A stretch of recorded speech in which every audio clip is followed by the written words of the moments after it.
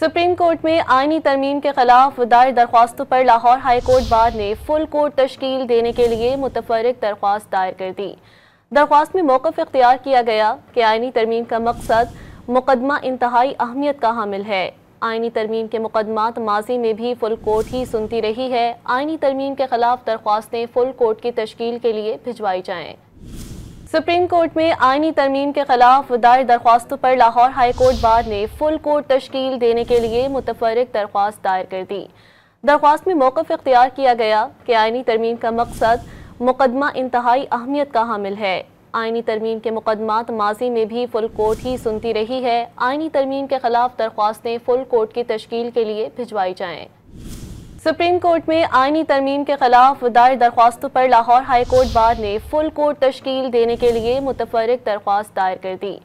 दरख्वास्त में मौक़िफ़ इख्तियार किया गया कि आईनी तरमीम का मकसद मुकदमा इंतहाई अहमियत का हामिल है। आईनी तरमीम के मुकदमात माजी में भी फुल कोर्ट ही सुनती रही है। आईनी तरमीम के खिलाफ दरख्वास्तें फुल कोर्ट की तश्कील के लिए भिजवाई जाएँ।